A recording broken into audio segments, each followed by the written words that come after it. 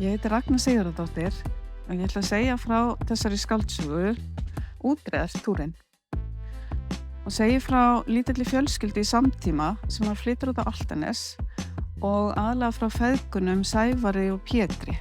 Sævari miðaldra, Pétri 14 ára.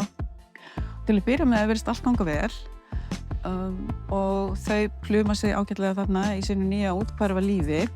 En eina nóttina þá kemur Pétur heim í lögreglufylgd og það kemur í ljós að það ráðist hefur verið á hann og vin hans. Vinurinn á sjúkrahúsi, brotinn og marinn en Pétur slapp ómeiddur.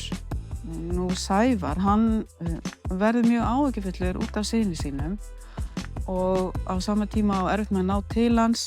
Pétur verður bara pirraður á pabba sínum og Sævar, hann reynir ýmislegt til þess að ná til sonar síns. Þá gerist það að það kemur myndband af árásinni sem Pétur varð fyrir, birtist á netinu og þá fyrst fyrir að reyna á sambandið á milli feðganna og eftir því sem líður á söguna þá þarf Sævar að vera svona áleitnar þessi spurning bara hvað ætlar hann að gera í þessu með Pétur og þarna er maður að hugsa feðga og hvað einhvern veginn og hvað maður hræddur sem foreldri.